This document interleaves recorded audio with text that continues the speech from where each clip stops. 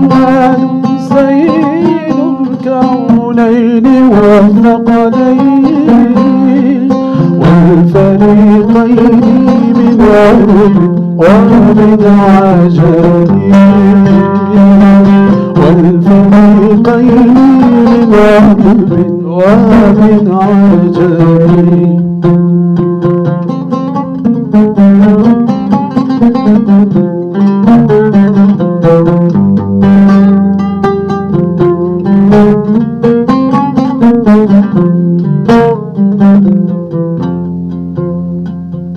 نبينا الأمير الناهي فلا أحد نبينا الأمير الناهي فلا أحد أبر في قولي لا منه ولا نعاني أبر في قولي لا منه ولا نعاني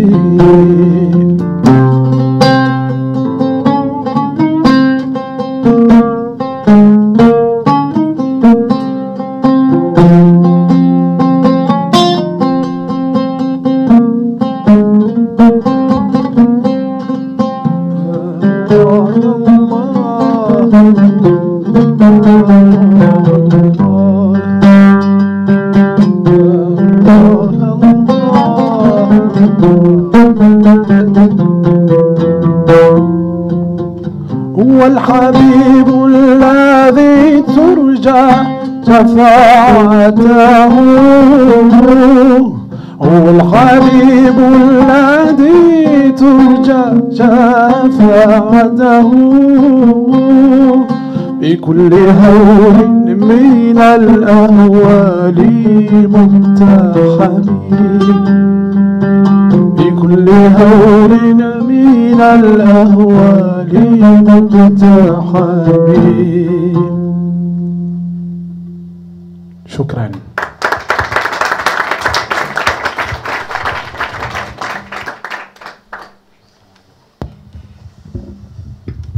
Merci beaucoup. On les applaudit encore une fois. Et je vous donne la parole maintenant à Madame Toulia Iqbal, si elle veut bien. Merci.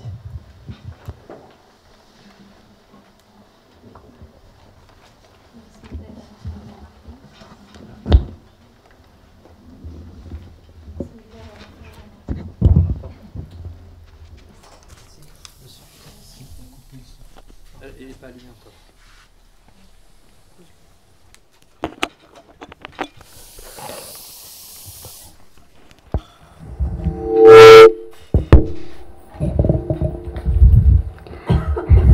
بسم الله الرحمن الرحيم والصلاة والسلام على سيدنا محمد الفاتح الخاتم وعلى آله وصحبه أجمعين. Tout d'abord, je voudrais remercier la direction, l'administration du Festival Soufi de Paris pour cette honorable invitation.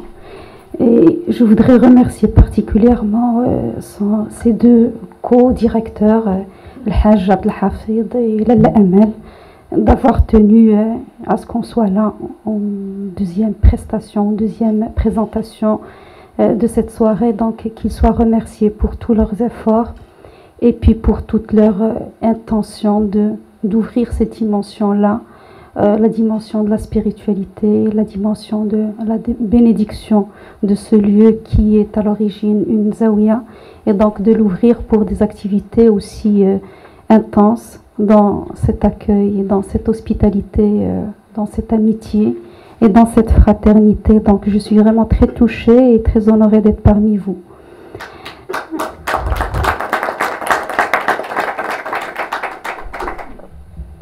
Alors, on me demande de présenter donc la Borda, donc ce livre écrit à 3 mains.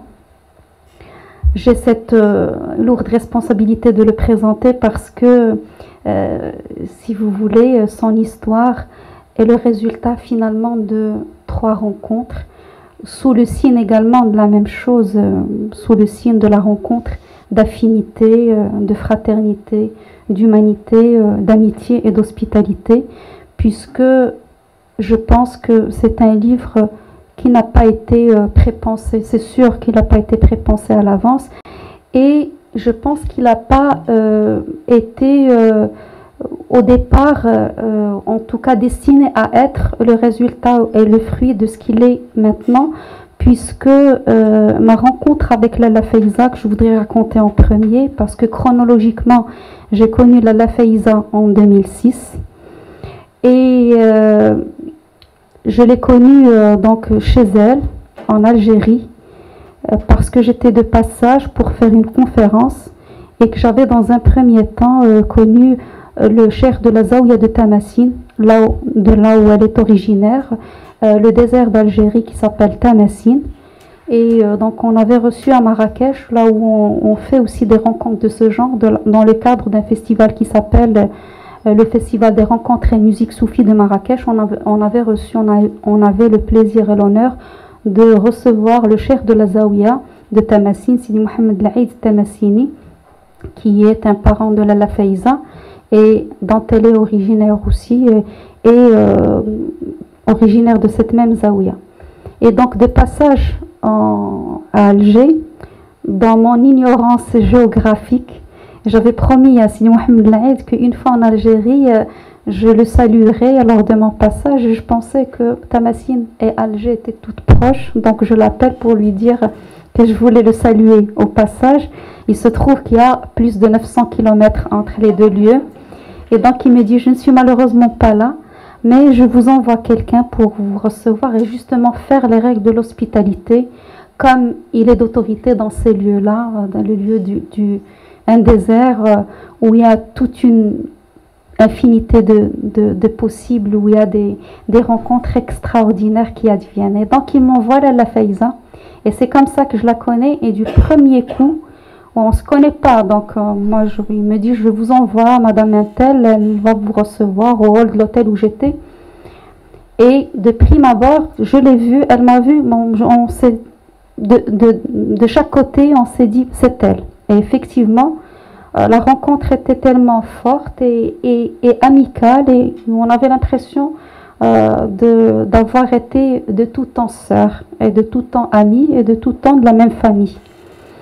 Et il se trouve que quelques années après, j'étais encore une fois invitée à Tlemcen, et c'est à ce moment-là que j'allais découvrir le Tamasin, donc ce pays-là, d'où elle est, ce désert, cette partie d'Algérie, d'où elle est originaire. Et elle m'invite chez elle. Par un concours de circonstances, j'ai été empêchée donc d'aller à la date où j'étais invitée. Et donc ma venue était retardée d'1 ou 2 jours. Et comme vous pouvez l'imaginer, bon, quand on veut visiter un lieu avec tout le programme et ayant plein d'activités à la fois, j'étais assez contrariée, on va dire, de pouvoir être retardée de 2 jours. Et il se trouve que comme la Providence fait bien les choses, ce retard avait un immense sens, puisque le jour où on va arriver toutes les deux à Tamasin, eh bien ça va coïncider avec ce qu'on appelle la ziyarat al-ahbab, donc la venue des ahbab, donc des amis de la Zaouia qui viennent d'un peu partout et qui font le pèlerinage à la Zaouia pour tisser les liens d'amitié, de reconnaissance à cette Zaouia qui est un lieu de rayonnement très très fort et qui érradie un peu tous les espaces d'à côté. Et donc on vient effectivement pendant ce moment où tous les amis et tous on va dire les frères et sœurs de la Zaouia arrivent. Et c'était un moment très très fort donc de ma rencontre avec Tamasin. Et c'est comme ça que je découvre Tamasin. Je découvre un immense désert où il n'y a pas grand-chose. Il y a une oasis effectivement, mais ce qu'il y a, c'est cette immensité du désert et cet étonnement d'un lieu où il y a quelque chose de très très fort. Un lieu où c'est uniquement dans ce genre de lieu où on réalise l'infinité du lieu, l'étendue de l'espace et la petitesse de l'être, mais en même temps avec une connexion extraordinaire sur ce qui nous élève vers le principe fondamental. Et c'est là où on se rend compte réellement de l'immensité du Créateur, donc on réalise Ismallah al-Wasi', donc l'immense, l'incommensurable, on le réalise parfaitement dans le désert. Et on réalise dans le désert qu'il n'y a que lui et son étendue, et que nous, accrochés justement à cette chose qui nous dépasse, et on réalise réellement que l'être n'est que le prolongement d'un principe qui le dépasse. Donc, et c'est une rencontre vraiment qui a été très très importante pour moi. J'ai rencontré une terre à laquelle j'ai toujours eu l'impression d'appartenir. Je n'ai jamais compris pourquoi cette terre-là, qu'est-ce qui fait que je me retrouve dans ce lieu-là avec autant d'intensité, de force. Le lieu me parle. Le lieu finalement m'habite quelque part sans jamais y être arrivé finalement, sans jamais le voir. Mais en le voyant, il y a quelque chose qui s'est produit, il y a une ouverture qui s'est faite, et puis il y a quelque chose avec ces gens-là, avec cet espace-là, avec la Zawiya, avec la famille de la Faiza, et avec tout un ensemble de choses qui sont difficilement descriptibles quand il s'agit d'une expérience qu'on ne peut pas rendre avec les mots, parce qu'il est finalement des sensations très très fortes, et que les mots dans leurs restrictions ne peuvent pas du tout décrire. Et c'est pour ça que les expériences on va dire d'une aussi grande force, finalement s'inscrivent très fortement dans notre cœur, mais on ne peut pas les décrire. Ils restent très très ancrés en nous, mais on essaie un tant soit peu de les dire. Et quand des années après, on s'est lié d'amitié évidemment depuis, on se considère comme des sœurs de la voie, de la terre, de cette terre de Tamasin. Et je vous fais remarquer, Sidi Mohamed tout à l'heure va nous parler du symbolisme des mots. Pour moi, c'était très fort d'être dans un lieu qui s'appelle Tamasin. Et pour moi, c'était Tamasin, là où est le Sin, là où est le cœur. Le cœur vibrant de la terre et de l'Algérie était là, situé dans un lieu où il n'y a presque rien, mais en même temps où il y a tout. Il y a tout. Dans ce presque rien, dans ce rien, il y a tout. Il y a une infinité de possibles. En tout cas, il sédimente en nous une possibilité féconde. Et donc, nous fait appréhender le monde, ce qu'on a à l'intérieur, d'une manière complètement différente. C'est comme s'il y avait un avant et un après. Puis après, je vais la rencontrer régulièrement et des années après, elle perd son père, rahimahullah, finalement, qui a été pour elle, évidemment, en femme de la Zawiya et en homme lui-même de la Zawiya. Il s'appelait Sidi Tayyib et c'était vraiment un Tayyib, un Tayyib comme son nom l'indique. La perte de ce père va être exprimée en même temps en éloge à lui et au prophète qu'il aimait au plus haut degré. Eh bien, rien de plus beau que de produire quelque chose de beau par rapport à deux personnes qu'elle chérit le plus. Et donc, elle va produire cette œuvre. Quand elle me la montre, l'œuvre est tellement puissante qu'elle me demande de faire une préface. Et moi, je reste devant ces tableaux, c'est 30 tableaux, parce qu'à l'origine, c'est 30 tableaux. Je reste devant ces 30 tableaux, sidérée et stupéfaite et étonnée. Et comment présenter une telle œuvre immense, effectivement, avec énormément de profondeur, avec, je les appelle mes petits mots qui sont réduits. Quoi dire devant cette œuvre? Comment la présenter? Et en fait, je me suis fait piéger, laisser piéger, parce que je lui ai dit, ah oui, je peux présenter ton œuvre, mais en fait, je n'étais pas capable de le faire. Et donc, pendant très très longtemps, je laissais l'œuvre me parler, et donc m'habiter pendant presque un an, alors qu'on était sous pression de sortir le livre. Mais en fait, on ne peut pas travailler sur commande dans ce genre de choses. Ça ne peut que sortir du cœur. Et j'ai essayé, en fait, d'écrire quelque chose autour en même temps de la Bourda, parce que toutes les petites lettres qui, au fond des tableaux de la Faiza, c'est des extraits de la Bourda, donc de ce poème de l'imam Boussaïri du XIIIe siècle, qui a aussi toute une histoire que je raconte dans ce livre, une histoire très très étonnante et belle. Et je raconte aussi ma rencontre de Tamasin, ma rencontre de ce désert, ma rencontre de ces gens-là de Tamasin. Et c'est une rencontre vraiment qui est sous ce signe-là on est tous un finalement, et qu'on peut se retrouver et dans des lieux qui nous ont toujours habités. Et c'est comme ça que bon, la partie que j'ai produite, et donc pour commenter, bon, ça serait vraiment une prétention de dire commenter les tableaux, parce que c'est pas un commentaire.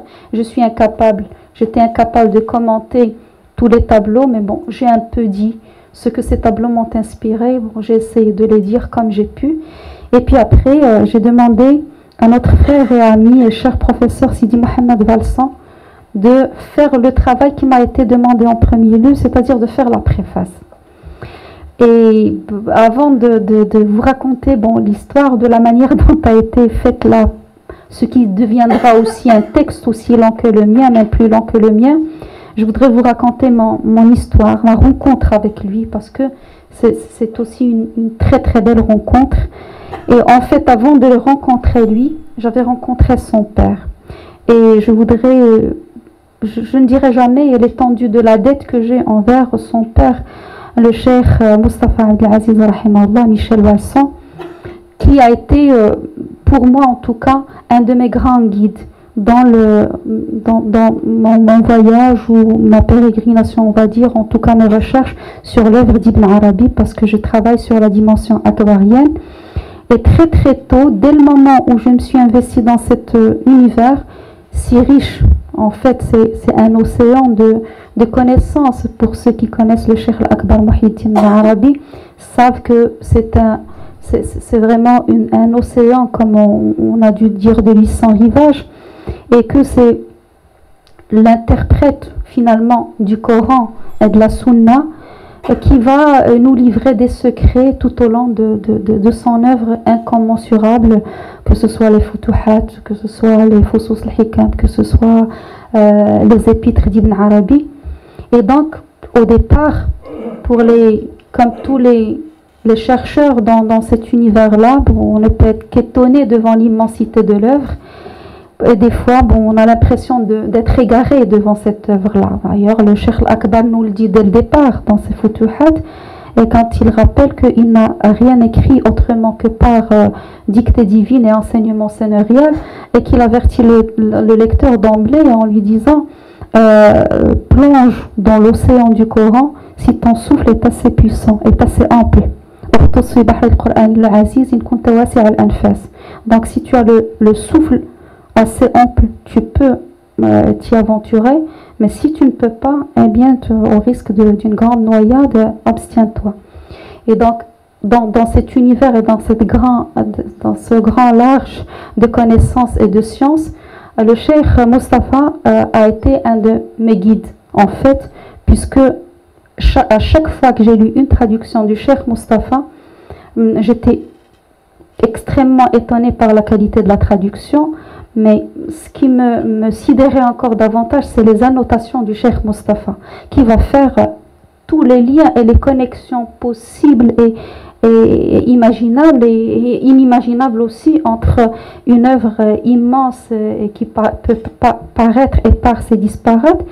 Et puis il va faire des connexions qui sont très très utiles et éclairantes. Et à ce moment-là, on se dit, Masha'Allah, un grand waouh, comment a pu faire ce monsieur pour retrouver toutes ces choses-là s'il n'a pas une inspiration aussi grande que celle qu'a eu le Cheikh Al-Akbar finalement, parce que c'est son interprète. Et donc, quand la Providence va faire que je rencontre son fils en 2008, 10 ans, il y a une dizaine d'années, eh bien, je découvre en Sidi Mohamed le continuateur de son père. J'étais très étonnée et très heureuse de vous entendre hier dire Sidi Mohamed est le continuateur du père, puisque c'est le secret de son père. J'ai toujours l'habitude, puisque on travaille souvent et on fait des conférences ensemble un peu partout, je l'ai toujours présenté comme ça. Je ne peux pas le présenter autrement que le secret de son père qui continue et qui est de plus en plus, on va dire, éclairant, puisque Allah lui a donné d'autres possibilités aussi de continuer cette œuvre. Et à ce moment-là, on a travaillé ensemble et je sais que Sidi Mohamed a souvent transmis par transmission orale. Et je lui ai demandé de faire cette préface. Et je vous assure que je n'étais pas sûre qu'il allait dire oui. Pensant, vu la multiplicité de ses missions, et je me rends compte qu'il va voir cette œuvre et lui-même va être sidéré par la puissance de l'œuvre. Et lui va voir dans cette œuvre énormément de secrets et de symboles. Et donc il me dit, c'est pas possible. Comment cette femme a pu faire ça? Il ne la connaissait pas. En fait, ils se sont connus comme ça à travers cette œuvre-là. Il me dit, demandez à votre amie comment elle a fait pour mettre telle chose à tel endroit. Quand je lui demande, la Faiza me dit, je ne sais pas. Et à chaque fois que je lui dis, elle ne sait pas, il est encore davantage convaincu que cette œuvre est venue par inspiration et donc par une sorte de restitution d'un trésor caché, de quelque chose d'immense et qui tout d'un coup sort et il est livré avec cette puissance, avec cette beauté, quand bien même au départ cette beauté presque cachée, puisqu'il faut investir l'œuvre pour aller voir de l'intérieur qu'est-ce qu'elle nous dit. Parce que dans un premier temps, cette couleur de terre et puis ces choses-là, mais plus on regarde, plus le regard aiguisé va découvrir à chaque fois des sens, à chaque fois des symboles, à chaque fois des choses renouvelées. Et donc finalement une œuvre puissante justement parce que c'est une œuvre inspirée. Et donc c'est comme ça qu'on a produit ce livre. On ne savait pas à quoi il allait ressembler. Mais bon, à chaque fois, on a vu des étonnements. Des gens avaient une appréciation à chaque fois particulière parce que d'abord, c'est 3 sensibilités différentes, 3 modes d'expression différents et puis surtout une amitié qui a noué une sorte de lien très très fort entre 3 personnes qui voudraient témoigner par ce livre leur amour en tout cas pour le prophète alayhi salatu wassalam, pour la beauté de cette tradition, pour l'immensité des valeurs sur laquelle est assise cette tradition, parce que c'est d'abord une tradition de l'accueil, de l'hospitalité.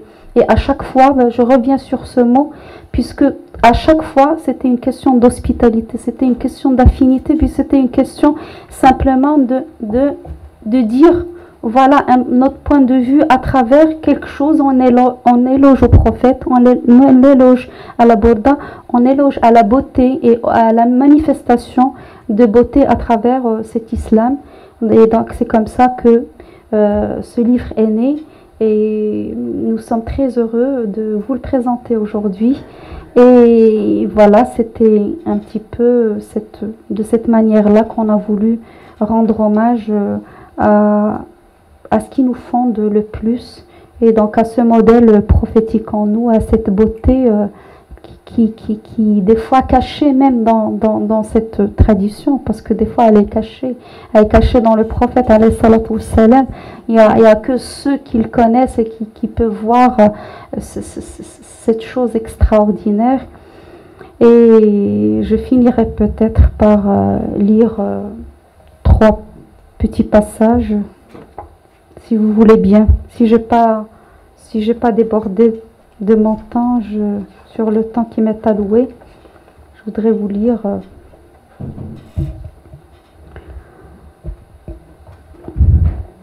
à toi, ma chère sœur de terre et amie de la voix, la Faiza. Je réponds comme promis à ton œuvre, par ces paroles venues de chez toi, du sud de ton pays, tes Massines, ton désert, que je rencontre pour la première fois. J'étale tes 30 planches par ordre de réalisation. Leur couleur sable m'éclabousse la mémoire. Je ferme les yeux. Pour la énième fois, la porte de Tamassine s'entrouvre au plus profond de mon être. Et c'est la même chose à chaque fois. L'étonnement est de rigueur. J'en suis émerveillée, et c'est peu dire. Il m'est advenu ainsi, au détour d'un chemin, au milieu d'une petite oasis anonyme et isolée. Il est là, et j'y suis d'emblée, et c'est l'extase, le vertige du désert. Au cime de la perplexité se situe le dévoilement. Au fond du désert, s'y est le mystère. Dans le désert, le temps s'arrête sans arrêt. Tel un cœur rythmé au souffle du vent, le désert palpite en unissant passé, présent, futur, créant ainsi l'instant intemporel. Et la vie n'a de cesse de prospérer encore et toujours, tant que le souffle s'aiguise. Le désert donne le vertige, car c'est là comme nulle part ailleurs que les cheminants en quête de vérité réalisent la parole de Dieu. Où que vous vous tourniez, là est la face de Dieu. Et c'est là comme nulle part ailleurs que Dieu se manifeste dans le silence, dans l'impalpable, dans l'ineffable, dans la nudité absolue et la frugalité totale.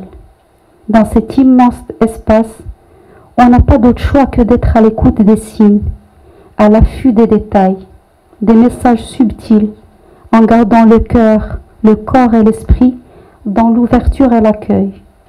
L'infinitude du désert nous ramène à notre finitude et s'en étendue à notre petitesse. Du coup, on pourrait se sentir égaré, désarçonné, en perte de repère. Mais en réalité, le souffle du désert aiguille constamment les passants. Il leur indique l'orientation juste, celle la plus conforme à leurs nécessités intérieures. C'est la direction de l'un, du vrai, de l'être qui nous fait être. Pour la saisir, il faut discerner de l'intérieur, frayer tous les passages possibles, l'antre du cœur, les pores de la peau, les portes de la perception.